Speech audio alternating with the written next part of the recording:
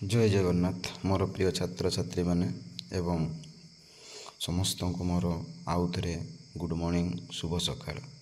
तेणु आम प्रथमे आज जो पढ़ुଛୁ द्वितीय वर्षर कंपलसरी सब्जेक्ट ओडिया बा एमआईएल।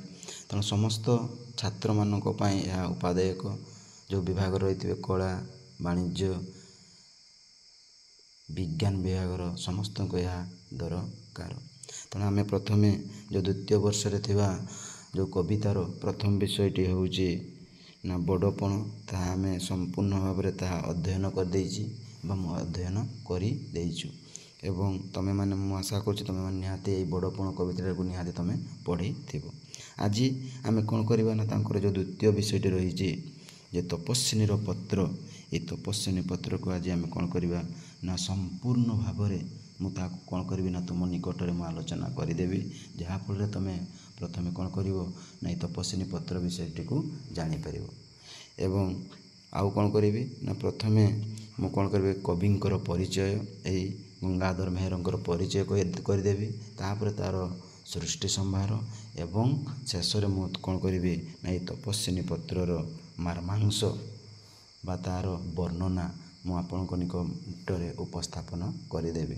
तेणु चलतु पिला माने आमे आज कौन पढ़ा ना तपस्विनीर पत्र जी लिखिंट ना स्वभाव कवि गंगाधर मेहर।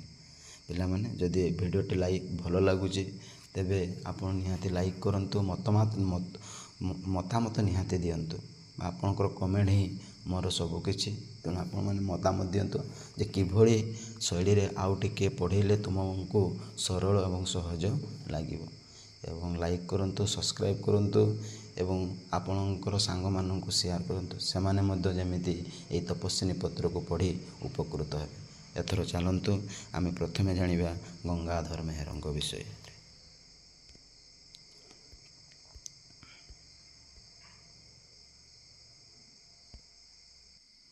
देखो पिला माने बर्तमान आसीगला तेणु ये तपस्विनीर पत्र तुम मानक पुणी आउ थे मुझे कौन कहे ना शुभ सकाळ जय जगन्नाथ। तेणु तुम मैंने ध्यान सहकारे थरे कौन कर ना ये कविता टी को शुणी दियो जहाँफल तुम कौन कर एवं कौन कर ना तो निज भाषा रे निज शैली रे निज कथा शैली तुम कौन कर ना ये कविता को तुम मन रख जिते बड़े तुम कौन कर ना जो भी तुमको कहवाक पड़ो जो लिखा पड़ो तुम बिना डर रे तुम कौन कर लिखिपार। तो मुझे अनुरोध करुच्ची तुम निजस्व भाषा रे तुम कौन कर ना ये तपस्विनी पत्र को तुम बुझ।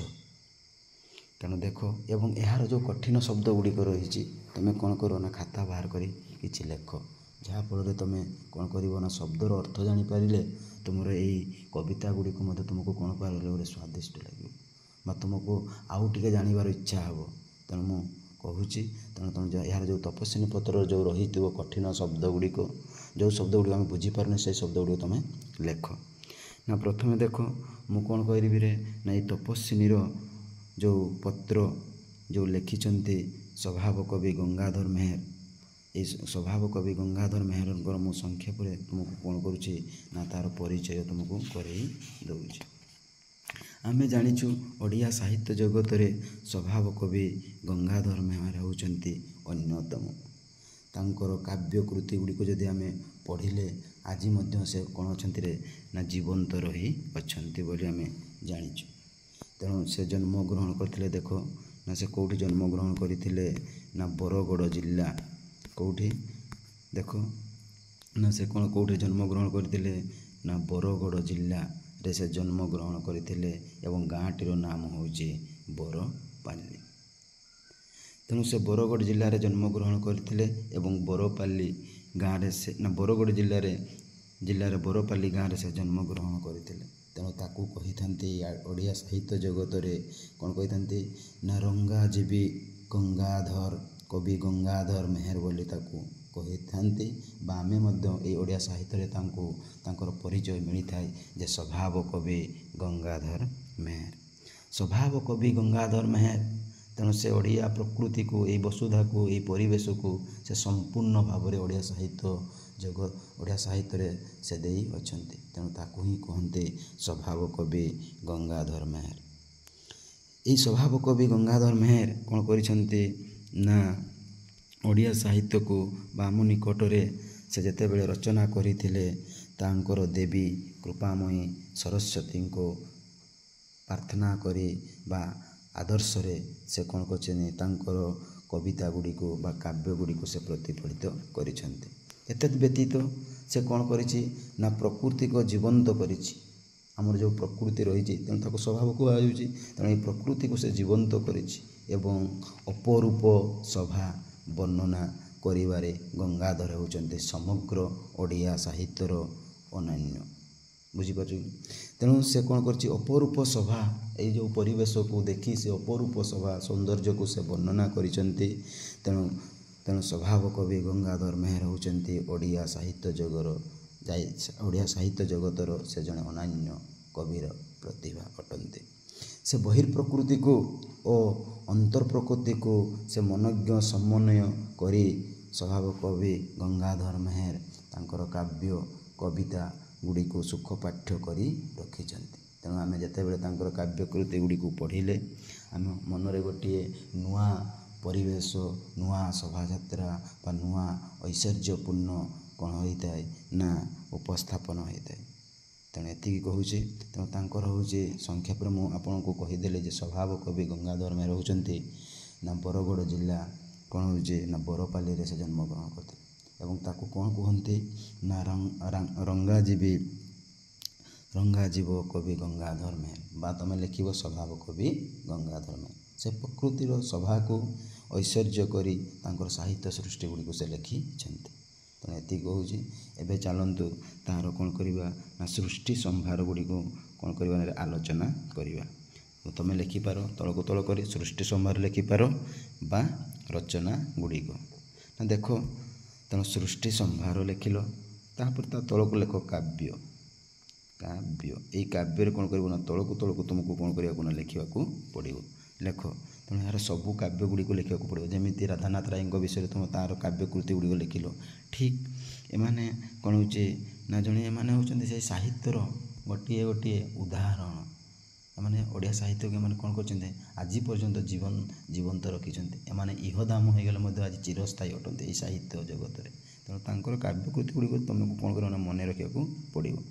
ଦେଖ, ପ୍ରଥମେ ଲେଖ ଇନ୍ଦୁମତୀ, ତାପରେ ଲେଖ କୀଚକ ବଧ ଲେଖିଲ, ତାପରେ ଦେଖ ପ୍ରଣୟ ବଲ୍ଲରୀ, ତାପରେ ଲେଖ ତପସ୍ୱିନୀ। ଏଇ ତପସ୍ୱିନୀରୁ ଆମର ବିଷୟଟି ଆଜି ଆସିଛି କିରେ ତପସ୍ୱିନୀର ପତ୍ର। ତେଣୁ ତପସ୍ୱିନୀ, ତାପରେ ଲେଖ ଅର୍ଘ୍ୟଥାଳୀ, କବିତା କଲ୍ଲୋଳ, ଉତ୍କଳ ଲକ୍ଷ୍ମୀ, ରସରତ୍ନାକର ଏବଂ ପଦ୍ମିନୀ। ହଁ କି ନାହିଁ? ତେଣୁ ତାଙ୍କର କାବ୍ୟକୃତି ଗୁଡ଼ିକ ବା ତାଙ୍କର କାବ୍ୟ ଗୁଡ଼ିକ ତୁମେ ମଧ୍ୟ ଜାଣିପାରିଲ। ଗୋଟିଏ ହେଲା ଇନ୍ଦୁମତୀ, ଗୋଟିଏ ହେଲା କୀଚକବୋଧ, ଗୋଟିଏ ହେଲା ପ୍ରଣୟ ବଲ୍ଲରୀ, ଗୋଟିଏ ହେଲା ଅର୍ଘ୍ୟଥାଳୀ, ଗୋଟିଏ ହେଲା କବିତା କଲ୍ଲୋଳ, ଗୋଟିଏ ହେଲା ଉତ୍କଳ ଲକ୍ଷ୍ମୀ, ତାପରେ ରସରତ୍ନାକର, ପଦ୍ମିନୀ। ଏବଂ ତାଙ୍କର ଯେଉଁ ଆଉ ଗୋଟିଏ ଯେଉଁ ରହିଥିଲା ଯେଉଁ କାବ୍ୟ ଯେଉଁ ତପସ୍ୱିନୀ କାବ୍ୟ, ଏହି ତପସ୍ୱିନୀ କାବ୍ୟରୁ ଆମର ଆଜିର ଯେଉଁ ବିଷୟ ରହିଛି ତପସ୍ୱିନୀର ପତ୍ର ଆସିଅଛି। ତେଣୁ ପିଲାମାନେ ତୁମେ ମନେ ରଖ। ତେଣୁ ପ୍ରଥମ ତୁମକୁ ମଧ୍ୟ କ'ଣ କରିବ ନା ସେ କ୍ୱେଶ୍ଚନ୍ ପକାଇବ ଯେ ତପସ୍ୱିନୀ ପତ୍ର ରଙ୍ଗାଜୀବୀ ଗଙ୍ଗାଧର ମେହେରଙ୍କର କେଉଁ କାବ୍ୟରୁ ଆସିଅଛି। ତେଣୁ ତୁମକୁ ମନେ ରଖିବାକୁ ପଡ଼ିବ ନା ଏଇ ତପସ୍ୱିନୀ ପତ୍ରରୁ ଏହା ଆସିଅଛି। ତେଣୁ ଆଶା କରୁଛି କବିଙ୍କର ପରିଚୟ, କବିଙ୍କର ସୃଷ୍ଟି ସମ୍ଭାର ମୁଁ କ'ଣ କଲି ନା ଆପଣଙ୍କ ନିକଟରେ ସଂକ୍ଷେପରେ ଉପସ୍ଥାପନ କରିଦେଲି ବା ଆଲୋଚନା କରିଦେଲି। ଏବେ ଚାଲ ଆମର ଯେଉଁ ବିଷୟ ରହିଛି, ଯେଉଁ ସ୍ୱଭାବ କବି ଗଙ୍ଗାଧର ମେହେରଙ୍କର ଯେଉଁ ବିଷୟ ରହିଛି, ଆଜି ଯେଉଁ ବିଷୟ ତୁମକୁ ଯେ ପଢ଼ିବ ବହୁତ ଆକର୍ଷଣ ଲାଗିବ। ଏହି ବିଷୟଟି ହେଉଛି ରାମାୟଣ ଆଧାରିତରେ ଏହା ବର୍ଣ୍ଣିତ, ରାମାୟଣ କଥାବସ୍ତୁକୁ ନେଇ ବର୍ଣ୍ଣିତ ହୋଇଅଛି। ହଁ କି ନାହିଁ? ତେଣୁ ଚାଲନ୍ତୁ ଆମେ ବର୍ତ୍ତମାନ କ'ଣ କରିବା ନା ସେଇ ତପସ୍ୱିନୀ ପତ୍ରର ମୁଁ କ'ଣ କରୁଛି ନା ତୁମକୁ ସଂକ୍ଷେପରେ ବର୍ଣ୍ଣନା କରିଦେଉଛି। ତେଣୁ ପ୍ରଥମେ ଏଇଠି ପିଲାମାନେ ଦେଖ, ମୁଁ ବର୍ତ୍ତମାନ ପାଠ ଭିତରକୁ ଯାଉଛି। ତେଣୁ ତୁମେ ସୁନ୍ଦର ଭାବରେ ପାଠଟିକୁ ଶୁଣ ଏବଂ ନିଜସ୍ୱ ଭାଷାରେ ବୁଝ, ନିଜସ୍ୱ କଥା ଶୈଳୀରେ ଉପସ୍ଥାପନ କର। ଦେଖିବ ନିହାତି ତୁମକୁ ଆନନ୍ଦଦାୟକ ଲାଗିବ। ତେଣୁ ଦେଖ, ତପସ୍ୱିନୀର ପତ୍ର ଆମେ କହିଲେ ଆମେ କ'ଣ ବୁଝୁ? ତେଣୁ ତପସ୍ୱିନୀର ପତ୍ର ଅର୍ଥାତ୍ କହିଲେ ଯେଉଁମାନେ ତପ କରନ୍ତି, ଯେଉଁମାନେ ତପସ୍ୟା କରନ୍ତି, ସେହିମାନେ କ'ଣ କରନ୍ତି ନା ତପ କରି କରି ତପସ୍ୟା କରି କରି ସେମାନେ ଗୋଟିଏ ପତ୍ର ଲେଖନ୍ତି ବା ଗୋଟିଏ ଚିଠି ଲେଖନ୍ତି। ସେଇଟାକୁ କୁହାଯାଏ ତପସ୍ୱିନୀର ପତ୍ର। ଯେହେତୁ ତପସ୍ୱିନୀ ଏଠି କିଏ ହେଇଛି ନା ମା ସୀତା। ଯଦି ତପସ୍ୟ ହୋଇଥାନ୍ତା ତେବେ ତପସ୍ୟାର ପତ୍ର ଯେକୌଣସି ପୁଅ ଗୋଟେ ହେଇଥାନ୍ତା, ତେଣୁ ଏଠି ଝିଅଟି, ତେଣୁ ନାରୀଟିଏ, ତେଣୁ ତପସ୍ୱିନୀର ପତ୍ର ଅର୍ଥାତ୍ ମା ସୀତା କ'ଣ କରିଛି ନା ଗୋଟିଏ ଜାଗାରେ ରହିଛି। ସେ ଜାଗାଟି ବର୍ତ୍ତମାନ ମୁଁ କହୁନାହିଁ, ଯେତେବେଳେ ମୁଁ ପଢ଼େଇବି ସେତେବେଳେ ତୁମକୁ ସେ ଜାଗାଟିର ନାମ ମଧ୍ୟ କହିଦେବି। ତେଣୁ ମା ସୀତା କ'ଣ କରିଛି ନା ତପସ୍ୟା କରି କରି ତପ କରି କରି ମର୍ଯ୍ୟାଦା ପୁରୁଷ ଶ୍ରୀରାମଚନ୍ଦ୍ରକୁ ସେ ଗୋଟିଏ କ'ଣ କରିଛି ନା ଚିଠି ଲେଖିଛି। ତା ମନରେ ଗୋଟେ ସନ୍ଦେହ ଜାତ ହେଇଛି। ତା ମନରେ ଯେଉଁ ଆଶା ଆକାଂକ୍ଷା ଯେଉଁ ରହିଥିଲା, ସେ ଆଶା ଆକାଂକ୍ଷାରେ ସେ ଆଜି କ'ଣ ହେଇଛି ନା ତା ମନକୁ ଆଜି କଠୋର କ'ଣ କରୁଛି ନା କରୁଣା କରୁଛି ବା ଉଦ୍ବେଗ କରୁଛି। ତେଣୁ ସେ ସେଇଠି ରହିକରି ସେ କ'ଣ କରୁଛି ନା ମର୍ଯ୍ୟାଦା ପୁରୁଷ ରାମଚନ୍ଦ୍ରଙ୍କୁ ଗୋଟିଏ ଚିଠି ଲେଖିଛି। ତାହା ହିଁ ହେଉଛି ତପସ୍ୱିନୀର ପତ୍ର। ବୁଝିପାରିଲ? ଏଠି ସଂଖ୍ୟା ପରେ ପୁଣି କହିଦେଉଛି, ଦେଖ ନା ମା ସୀତା କ'ଣ କରୁଛି ତପସ୍ୟା କରୁ କରୁ ବା ତପ କରୁ କରୁ ମର୍ଯ୍ୟାଦା ପୁରୁଷ ରାମଚନ୍ଦ୍ରଙ୍କୁ ସେ ଗୋଟିଏ ଚିଠି ଲେଖିଛି। ସେଇ ଯେଉଁ ଚିଠି ଲେଖିଛି ସେଇଟା ହିଁ କହୁଛି ତପସ୍ୱିନୀର ପତ୍ର। ତେଣୁ ଦେଖ ନା ମୁଁ ବର୍ତ୍ତମାନ ପାଠକୁ ଯାଉଛି।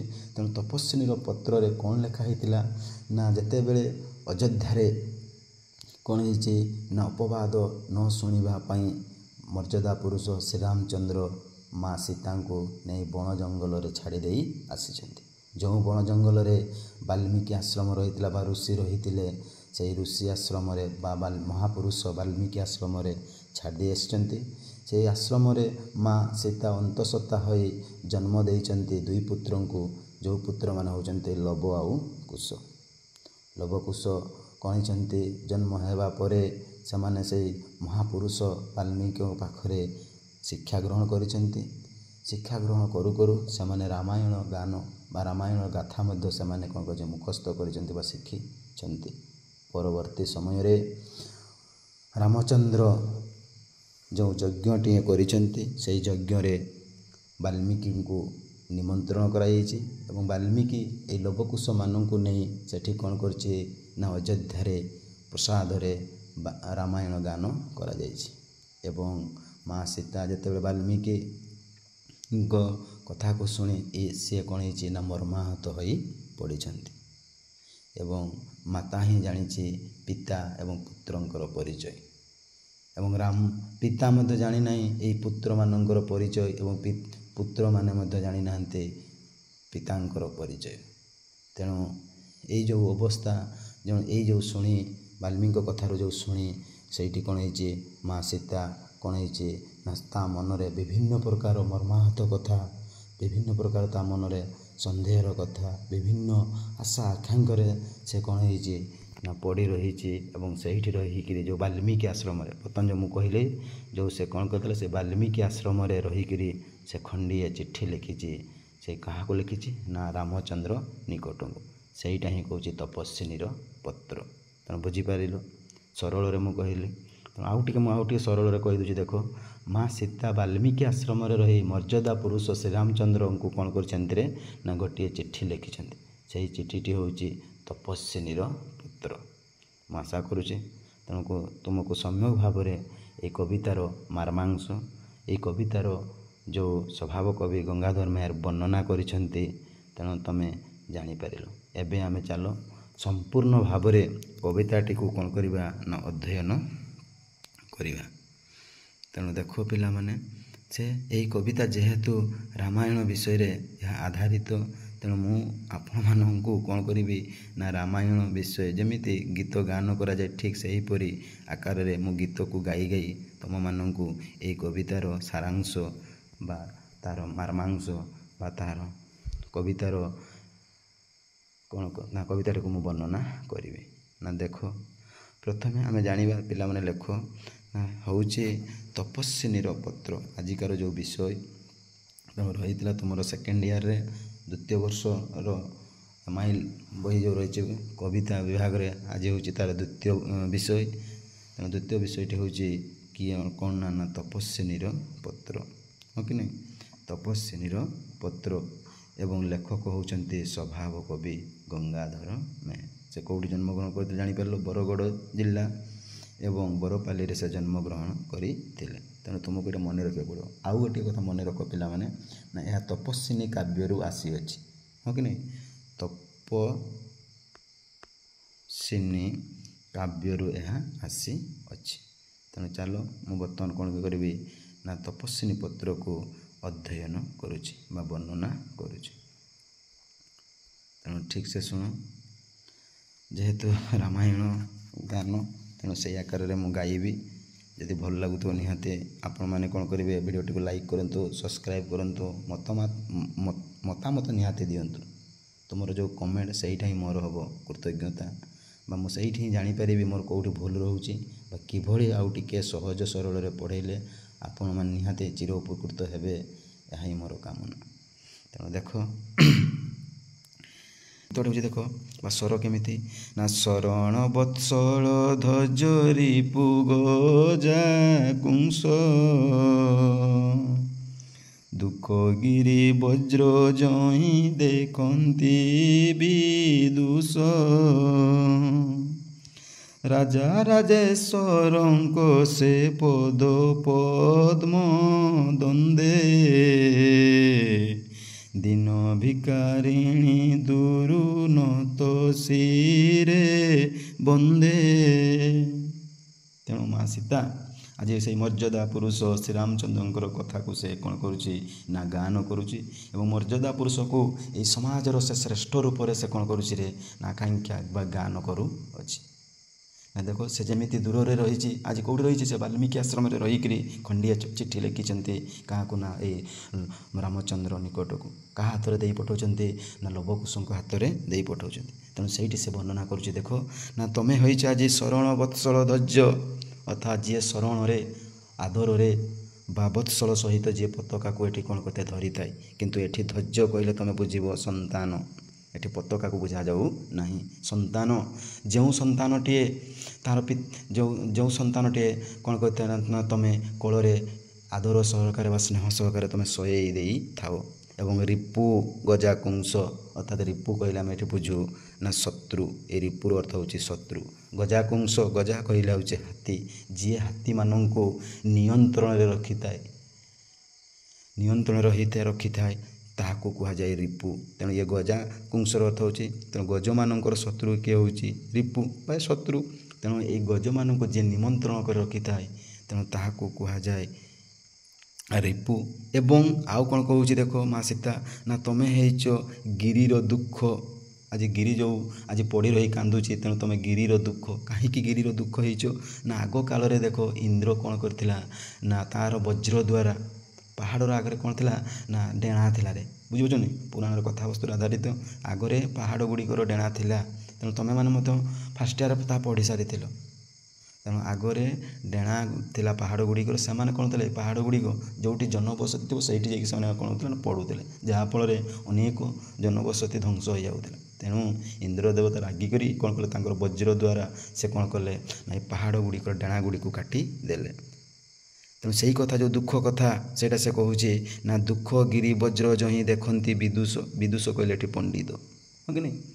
तेणु पंडित आउ देख कौन कहूँ ये कवितार ना शरण वत्सल धजरी पुगजा कुंस दुख गिरी वज्र जई देखती विदुष विदुष कहले पंडित मैंने आज देखुंट ना से दुखगिरी वज्र को से पहाड़र दुख को देखुंट आउ देखुंट कि भली हाथी को से निमंत्रण माने कौन कर नियंत्रण रखी थे। ठीक से हीपरी तमें जो आज राजा आज जो महापुरुष तमें मैंने आपण मैंने तमें कौन करथाओ ना से रिपु मान को तमें कौन करता नियंत्रण रखी थाओ एवं आउ कौन करथाओ ना संतान मानक तमें शरण वत्सल तुम कोल तमें आज शये रही थाओ।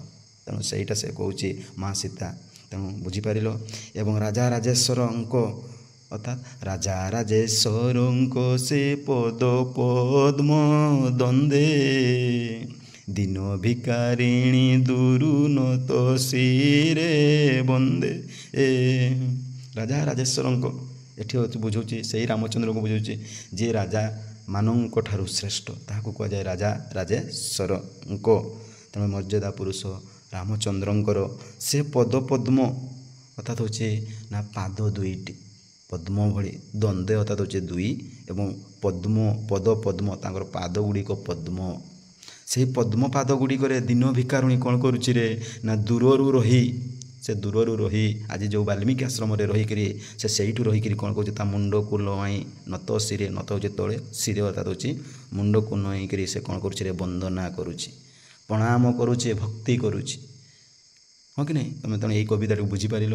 ମା ସୀତା କ'ଣ କରିଛି ନା ଦୂରରେ ରହି ରାମଚନ୍ଦ୍ରଙ୍କର ପଦ୍ମ ପାଦ ଦୁଇଟିକୁ ସେ ବନ୍ଦନା କରୁଛି ଏବଂ ଯେଉଁ ରାମଚନ୍ଦ୍ରଙ୍କର ଗୁଣକୁ ସେ ଗାନ କରୁଛି। କେମିତି ନା ଆଗକାଳରେ ଯେମିତି ପାହାଡ଼ ଗୁଡ଼ିକର କ'ଣ ହେଇଥିଲା ନା ଡେଣା ଥିଲା ଏବଂ ଇନ୍ଦ୍ର ଦେବତା ବଜ୍ର ଦ୍ୱାରା ସେ କ'ଣ କରିଥିଲା ରେ ନା ସେମାନଙ୍କୁ କ'ଣ କରିଦେଇଥିଲା ନା ସେମାନଙ୍କର ଡେଣା ଗୁଡ଼ିକୁ ସେ କାଟି ଦେଇଥିଲେ, ଯାହାଫଳରେ ଗିରିମାନଙ୍କର ଯେଉଁ ଦୁଃଖ ଆଉ ଯେଉଁ ପିଲାମାନେ ଆପଣଙ୍କ କୋଳରେ ଯେମିତି ସହି ରହିକି ଯେଉଁ ଆନନ୍ଦିତ ପାଆନ୍ତି ସେ ଠିକ୍ ସେହିଭଳି ଆପଣଙ୍କର ତଳ ଏବଂ ରିପୁ ଗଜାକୁଂସ ଅର୍ଥାତ୍ ଅନେକ କ'ଣ କହନ୍ତି ଶତ୍ରୁମାନଙ୍କୁ ଯିଏ ଅଙ୍କୁଶ ଦେଇପାରନ୍ତି ବା ଶତ୍ରୁମାନଙ୍କୁ ଯିଏ ନିୟନ୍ତ୍ରଣ କରନ୍ତି ବା ବିନାଶ କରିଦେଉଛନ୍ତି ସିଏ ହେଉଛି ତମେ ତେଣୁ ଆପଣ ହେଉଛ ତମେ ହେଉଛ ସେଇ ମର୍ଯ୍ୟାଦା ପୁରୁଷ ଶ୍ରୀରାମଚନ୍ଦ୍ର।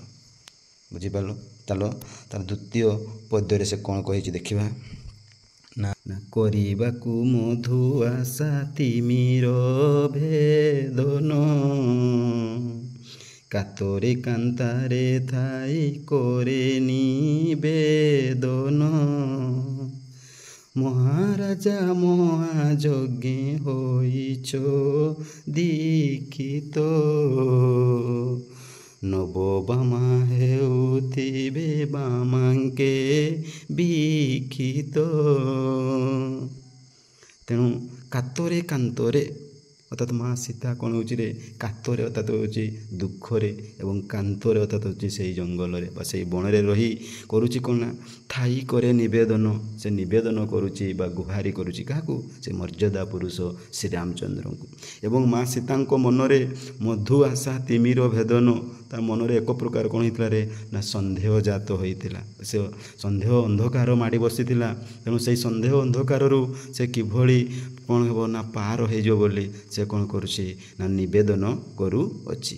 ମୋ ମନରେ ଆଜି ମାଆଙ୍କ ସୀତାରେ କ'ଣ ମାଆଙ୍କ ସୀତା ନା ସରି ଏଠି ମା ଯେଉଁ ସୀତାଙ୍କ ମନରେ ଆଜି ଏକ ପ୍ରକାର ମଧୁର ଆଶା ତିମିର ଭେଦନ, ଯେଉଁ ମଧୁ ଆଶା କରି ରହିଥିଲା, ଯେଉଁ ସନ୍ଦେହ କରି ରହିଥିଲା ଏବଂ ତିମିର ଭେଦନ ସେଇ ଅନ୍ଧକାରକୁ ତୁମେ କ'ଣ କରିଦିଅ ରେ ଆଜି ଭେଦନ କରିଦିଅ, ସେ ଅନ୍ଧକାର କିଭଳି ସେ ଦୂର ହେଇଯିବ ବୋଲି ସେଇଟା ସେ କ'ଣ କରୁଛି ନା ମା ସୀତା ଜଙ୍ଗଲରେ ରହି ଦୁଃଖରେ ରହି ସେ ନିବେଦନ କରୁଛି ସେ ମର୍ଯ୍ୟାଦା ପୁରୁଷ ଶ୍ରୀରାମଚନ୍ଦ୍ରଙ୍କୁ।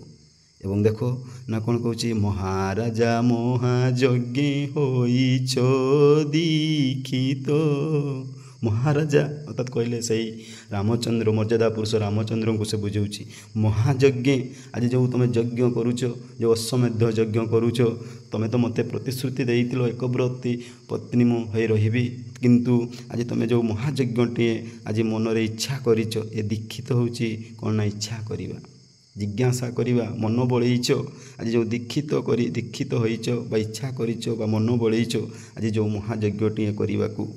ନବବାମା ହେଉଥିବ ବାମାଙ୍କେ ବିକ୍ଷିତ। ନବବାମା କହିଲେ ନୂଆ କରି ଆସିଥିବା ବାମା ଅର୍ଥାତ୍ ହେଉଛି ପତ୍ନୀ ବା ସ୍ତ୍ରୀ। ତେଣୁ ଏଇ ନବବାମା ହେଉଥିବ ବାମାଙ୍କେ ବିକ୍ଷିତ, ତୁମ ବାମ ପଟେ ବସିଥିବ ରେ, ତୁମ ବାମ ପଟ କୋଳରେ ରହିଥିବ। ତେଣୁ କେତେ ସେ ଶୋଭା ନ ପାଉଥିବ। ବିକ୍ଷିତର ଅର୍ଥାତ୍ ହେଉଛି ଶୋଭା ପାଇବା, ଆଉ ଦୀକ୍ଷିତ ଅର୍ଥାତ୍ ହେଉଛି ମନରେ ଇଚ୍ଛା କରିବା ବା ମନରେ ତୁମେ ଆଜି ଇଚ୍ଛା କରିଛ, ହଁ କି ନାହିଁ, ବା ମନ ବଳେଇଛ। ଯେଉଁ କ'ଣ ମନ ବଳେଇଛ ନା ମହାଯଜ୍ଞ, ଯେଉଁ ଯଜ୍ଞ ତୁମେ ଆଜି କ'ଣ କରିଛ ନା ମନ ବଳେଇଛ। ହେ ମର୍ଯ୍ୟାଦା ପୁରୁଷ ଶ୍ରୀରାମଚନ୍ଦ୍ର ବା ମହାରାଜା। ତେଣୁ ଦେଖ ମୁଁ ଆଉ ଥରେ ସଂକ୍ଷେପରେ କହିଦେଉଛି ନା ସରଳରେ ନା ଆଜି ଯେଉଁ କାତରେ କାନ୍ତାରେ ଥାଇ ରହିଛି କିଏ ମା ସୀତା ସେଇ ଜଙ୍ଗଲରେ ସେଇ ଦୁଃଖରେ ରହିଛି ଏବଂ ସେଇଠି ରହିକି ସେ ନିବେଦନ କରୁଛି ବା ଗୁହାରି କରୁଛି। ତା ମନରେ ଗୋଟେ ମଧୁର ଆଶା ତିମିର ଭେଦନ।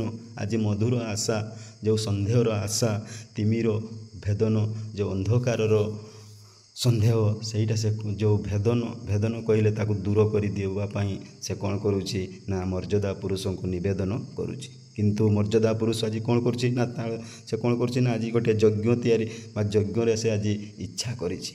ଏବଂ ଯେଉଁ ଇଚ୍ଛା ଯେଉଁ ଯଜ୍ଞଟିଏ ସେ କରିଛି, ଯେଉଁ ଅଶ୍ୱମେଧ ଯଜ୍ଞଟିଏ କରିଛି, ସେ ଅଶ୍ୱମେଧ ଯଜ୍ଞରେ ଏବଂ ଅଶ୍ୱମେଧ ଯଜ୍ଞରେ ସେ ବିବାହିତ କରିଛି ନବ ସ୍ତ୍ରୀ ବା ନବପତ୍ନୀଟିଏ। ଏବଂ ନବପତ୍ନୀଟିଏ କ'ଣ ହେଇଛି ତା ବାମ ପାଦରେ ବା ବାମ ପଟେ ବସିକରି ଆଜି କ'ଣ ହେଉଛି ରେ ସଭା ପାଉଅଛି।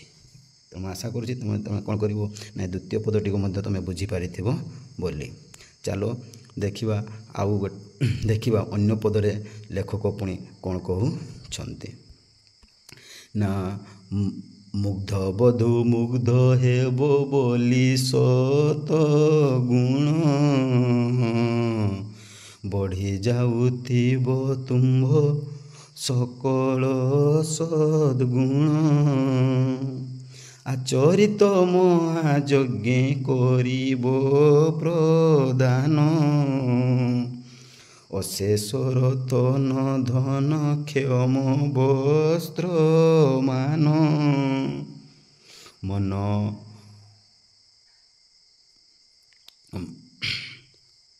ମୁଗ୍ଧ ବଧୂ ମୁଗ୍ଧ ହେବ ବୋଲି ସତ ଗୁଣ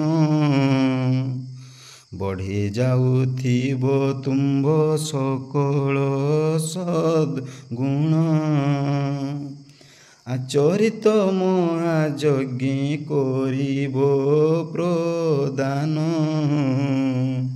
ଅଶେଷ ରତନ ଧନ କ୍ଷମ ବସ୍ତ୍ର ମାନ। ଆଜି ଯେଉଁ ନବବଧୂଟିଏ ବା ଯେଉଁ ନବ ସ୍ତ୍ରୀଟିଏ ତୁମ ବାମ ପାଦରେ ବା ବାମ କୋଳରେ ବସି ଆଜି ଯେଉଁ ସଭା ପାଉଛି ସେ କେତେ ନ ମୁଗ୍ଧ ହେଉଥିବ, କେତେ ନ ଖୁସି ହେଉଥିବ। ତା ସହିତ ବଧୂମୁଗ୍ଧ ଏବଂ ତୁମର ଗୁଣକୁ ସେ କ'ଣ ପାଇକରି ବା ଶୁଣିକରି ସେ ମଧ୍ୟ ଖୁସି ହେଉଥିବ। ଏବଂ ତୁମେ ମଧ୍ୟ କ'ଣ ହେଉଥିବ ତାର ମାନେ ତୁମର ମଧ୍ୟ ସଦ୍ଗୁଣ ବଢ଼ିଯାଉଥିବ ଏବଂ ସତଗୁଣ ବଢ଼ିଯାଉଥିବ। ତୁମର ସତଗୁଣ କ'ଣ ହେଉଥିବ ନା ବଢ଼ିଯାଉଥିବ। ତୁମର ବାମ ପଟେ ବସିଥିବା ନବବଧୂଟିଏ କେତେ ଖୁସି ହେଉଥିବ ଏବଂ ତୁମର ସଦ୍ଗୁଣକୁ ସେ ଜାଣିକରି ଏବଂ ତୁମେ ମଧ୍ୟ କ'ଣ ହେଉଥିବ ନା ଆନନ୍ଦିତ ହେଉଥିବ, ମନମୁଗ୍ଧ ହୋଇଯାଉଥିବ। ଏବଂ ଆଚରିତ ମହାଯଜ୍ଞେ କରିବ ପ୍ରଦାନ ଅଶେଷ ରତନ ଧନ କ୍ଷମ ବସ୍ତ୍ର ମାନ। ଯେଉଁ ଆଚରିତ ମହାଯଜ୍ଞେ ଆଜି ଯେଉଁ ମନ ବଳେଇଛ, ଆଜି ଯେଉଁ ଇଚ୍ଛା କରିତ ଯେଉଁ ଯଜ୍ଞ କରିବ ପ୍ରଦାନ ଆଜି ଯେଉଁ ସେଇ ଯଜ୍ଞଟିରେ ତୁମେ ଯେଉଁ ଆଜି ଧନରତ୍ନ ଯେତେ ସବୁ ପ୍ରଦାନ କରିବ, ଅଶେଷ ରତ୍ନ ଯାହାର ରତ୍ନ ଶେଷ ହେବ ନାହିଁ, ସେ ଧନରତ୍ନ ତୁମେ ଆଜି କ'ଣ କରିବ ନା ପ୍ରଦାନ କରିବ। ଯେଉଁ ଯଜ୍ଞଟିଏ ତୁମେ ଆଜି ଭାବିଛ, ଆଚରିତ କରିଛ ବା ସୃଷ୍ଟି କରିଛ ବା ଯଜ୍ଞଟିକୁ ତୁମେ ଯେଉଁ ଆରମ୍ଭ କରିଛ, ସେହି ଯଜ୍ଞରେ ତୁମେ ଆଜି ପ୍ରଦାନ କରିବ ବା ଯେତେ ସବୁ ଦାନ କରିବ, ଅଶେଷ ଧନରତ୍ନ ତୁମେ ଦାନ କରିବ। ଆଉ କ'ଣ ଦାନ କରିବ ନା କ୍ଷମ ବସ୍ତ୍ରମାନ। ତୁମେ ପାଟ ଲୁଗା ବା ଆଉ କ'ଣ କୁହାଯାଏ ନା ସେହି ପାଟ ଲୁଗା ତୁମେ ମଧ୍ୟ କ'ଣ କରିବ ନା ଦାନ କରିବ। ପାଟ ବସ୍ତ୍ର ବା ପାଟ ଲୁଗା ମଧ୍ୟ ତୁମେ ଦାନ କରିବ। ତେଣୁ ଏଠି ଦେଖ ପୁଣି ସଂକ୍ଷେପରେ ମୁଁ କହିଦେଉଛି ନା ଆଜି ଯେଉଁ ନବବଧୂଟିଏ ବା ପତ୍ନୀଟିଏ ଆଜି ତାଙ୍କ ଶ୍ରୀରାମଚନ୍ଦ୍ରଙ୍କ ବାମ କୋଳରେ ବସିଛି। ତେଣୁ ସେ ବାମ କୋଳରେ ବସି ନବବାମାଟିଏ ଆଜି କେତେ ସୁନ୍ଦର ସେ କ'ଣ କରୁଛି ନା ସଭା ପାଉଅଛି। ଯେତେବେଳେ ରାମଚନ୍ଦ୍ରଙ୍କର ସତଗୁଣ ସେ ଜାଣିପାରୁଛି, ତେଣୁ ସେ ନିଜକୁ କେତେ ଖୁସି ହେଉଛି। ତା ସହିତ ରାମଚନ୍ଦ୍ର ମଧ୍ୟ ସେ କ'ଣ ହେଉଛି ଭାରି ଆନନ୍ଦିତ ବା ସିଏ ମଧ୍ୟ ମୁଗ୍ଧ ହୋଇଯାଉଛି। ଏବଂ ସେହି ଯଜ୍ଞରେ ଯେଉଁ ଯଜ୍ଞଟିଏ ସେମାନେ ଗଢ଼ିଛନ୍ତି, ସେହି ଯଜ୍ଞରେ ରାମଚନ୍ଦ୍ର ଅନେକ ଧନ ସମ୍ପତ୍ତି କ'ଣ କରିବେ ପ୍ରଦାନ କରିବେ। ଯେଉଁ ଧନ ସମ୍ପତ୍ତି ପାଟ ବସ୍ତ୍ର ଧନ ଦୌଲତ ଏଗୁଡ଼ିକୁ ସେମାନେ କ'ଣ କରିବେ ନା ପ୍ରଦାନ କରିବେ ନାହିଁ। କେବେ ବି ସେଗୁଡ଼ିକ କ'ଣ ହେବ ନାହିଁ, ଶେଷ ହେବ ନାହିଁ। ତେଣୁ ଚାଲ ନେକ୍ସଟ ପଦ୍ୟରେ ସେ କ'ଣ କହୁଛି ଦେଖିବା।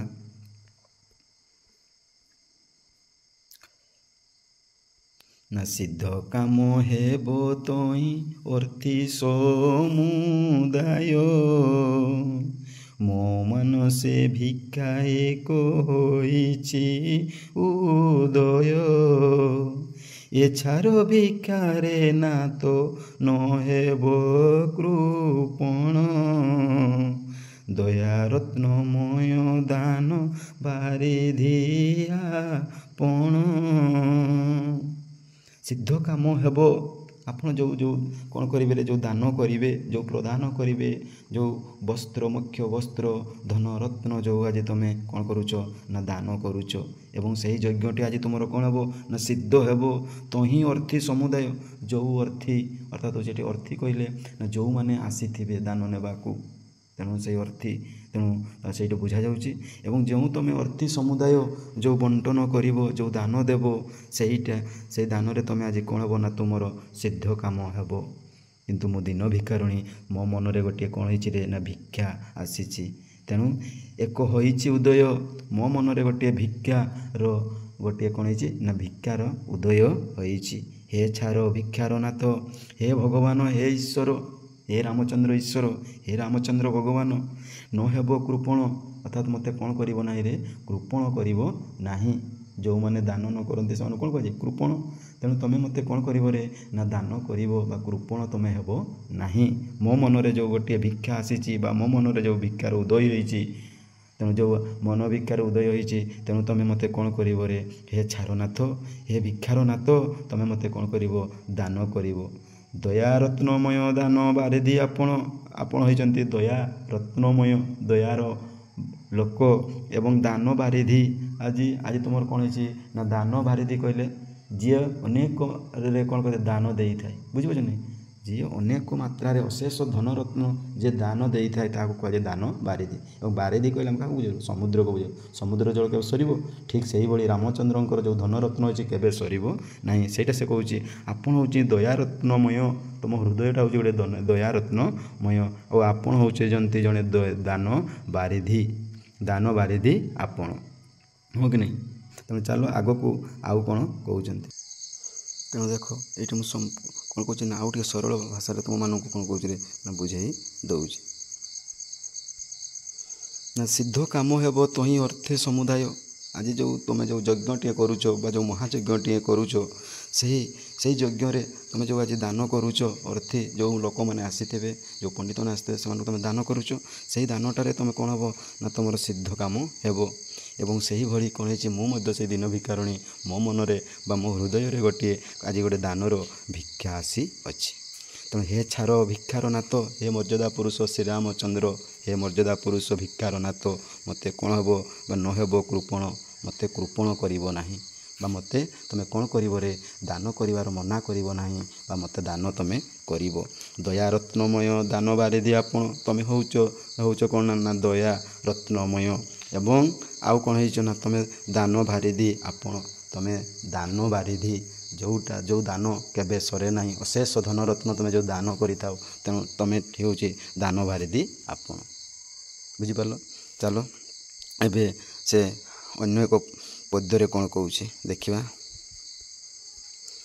ତା ଜାଣିବାର ନୁହେଁ ଆବଶ୍ୟକ, ସଦା ତୁମ୍ଭେ ତାପସଙ୍କ ଅଶାନ୍ତି ନାଶକ। ତାପସଙ୍କୁ କିଛି ତୁମ୍ଭେ ନଥାଏ ଓ ଦେୟ, ମୁହିଁ ତପସ୍ୱୀ ନିମତେ ନ କରିବ ହେୟ।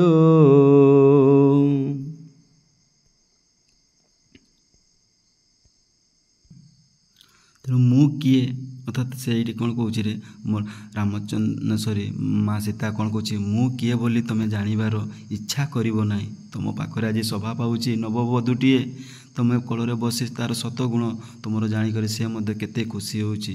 ତେଣୁ ତୁମେ ମୋତେ ଜାଣିବାର କ'ଣ କରିବ ଇଚ୍ଛା କରିବ ନାହିଁ, ମୁଁ କିଏ, ହଁ କି ନାହିଁ। ତେଣୁ ମୁଁ କିଏ ଜାଣିବାର ଇଚ୍ଛା କରିବ ନାହିଁ ହେ ମର୍ଯ୍ୟାଦା ପୁରୁଷ ଶ୍ରୀରାମ, ତାହା ଜାଣିବାର ନୁହେଁ ଆବଶ୍ୟକ। ତୁମେ ଜାଣିବାକୁ କ'ଣ କରିବ ରେ ଆବଶ୍ୟକତା ବା ଚାହିଁବ ନାହିଁ ଯେ ମୁଁ କିଏ। ମୁଁ ଯେଉଁ ଲବକୁଶ ହାତରେ ଯେଉଁ ଚିଠିଟିଏ ପଠାଇଛନ୍ତି, ଚିଠି ପାଇକି ତୁମେ ଯେଉଁ ଆଜି ଦୟାର ରତ୍ନ ବାରିଧି ହୋଇଛ ବା ଆଜି ତୁମେ ହେଇଯାଇଛ ସଦ୍ଗୁଣରେ ଆଜି ତୁମେ ଯେଉଁ ବସି ରହିଛ ଏବଂ ତୁମେ ଆଜି ଯେଉଁ ଦୀକ୍ଷିତ ହୋଇଯାଇଛ, ତେଣୁ ସେଇ ଦୀକ୍ଷିତରେ ମୁଁ ଯେଉଁ ଆଜି ଦାନଟିଏ ମାଗୁଛି, ଯେଉଁ ଭିକ୍ଷାଟିଏ ମାଗୁଛି, ତେଣୁ କେବେ ବି ତୁମେ ମୋତେ କ'ଣ କରିବରେ ନା ଜାଣିବାକୁ ଚାହିଁବ ନାହିଁ। ସଦା ତୁମ୍ଭେ ତାପସଙ୍କ ଅଶାନ୍ତି ନାଟକ, ସଦା ତୁମ୍ଭେ ସବୁବେଳେ କ'ଣ କରୁଛ ନା, ଏଇ ତାପସ କହିଲେ ଯେଉଁମାନେ ତପସ୍ୟା କରି ବସି ରହିଥାନ୍ତି, ତାପସ ସେ ମୁନି ଋଷିମାନଙ୍କୁ କ'ଣ କୁହାଯାଏ ତାପସ। ତାଙ୍କର ଯେଉଁ ଅଶାନ୍ତି ରହିଥାଏ, ଯେଉଁ ରାକ୍ଷସମାନେ ଯେଉଁ ଅଶାନ୍ତି କରନ୍ତି, ତେଣୁ ତୁମେ ହେଉଛ ସେ ଅଶାନ୍ତିର ନାଶକ। ତେଣୁ ତୁମେ କ'ଣ କରିଥାଉ, ସେ ଅସୁରମାନଙ୍କୁ ରାକ୍ଷସମାନଙ୍କୁ ମାରି ଦେଇଥାଉ, ଯାହାଫଳରେ ତପସ୍ୟା କରୁଥିବା ମାନେ ତପସ୍ୟା କରୁଥିବା ତାପସୀମାନେ ଶାନ୍ତିରେ କ'ଣ କରିଥାନ୍ତି ନା ତପସ୍ୟା କରିଥାନ୍ତି। ତେଣୁ ସେଇଟା କହୁଛି ସଦା ତୁମ୍ଭେ, କହୁଛି ନା ସଦା ତୁମ୍ଭେ ସବୁବେଳେ ତାପସଙ୍କର ଅଶାନ୍ତିର ନାଶକ। ତୁମେ ତାପସମାନଙ୍କର କ'ଣ କଥା ନା ଯେଉଁ ଅଶାନ୍ତି ସେମାନେ ଯେଉଁ ରହିଥାନ୍ତି, କିନ୍ତୁ ସେମାନଙ୍କୁ ତୁମେ କ'ଣ କରିଥାଉ ନା ଶାନ୍ତ କରିଥାଅ।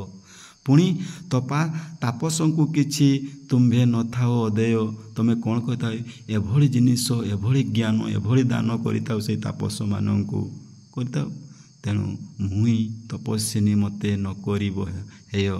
ତୁମେ ଯେଉଁ ଆଜି ଯେଉଁ ଦାନର ବାରିଧି, ତୁମେ ଯେଉଁ ଯେ ଦୟା ରତ୍ନମୟ, ତୁମର ଯେଉଁ ଅଶେଷ ଧନ ଯେଉଁ ରହିଛି, କେବେ ବି ତୁମେ ମୋତେ କ'ଣ କରିବରେ ମୁହିଁ ଏହି ତପସ୍ୱିନୀ ମୋତେ ନ କରିବ ହେୟ। ଅର୍ଥାତ୍ ମୋତେ ତୁମେ କ'ଣ କରିବ ନାହିଁ, ମନେ ପକାଇବ ନାହିଁ ବା ମନେରେ ଭୁଲିଯିବ ନାହିଁ, ବା ତୁମେ କ'ଣ କରିବ ନା ମୋତେ ହେୟ କରିବ ନାହିଁର ଅର୍ଥ ହେଉଛି ଘୃଣା କରିବ ନାହିଁ। ଟିକେ ପିଲାମାନେ କ'ଣ କହୁଛି ହେୟର ଅର୍ଥ ଦେଖିବା।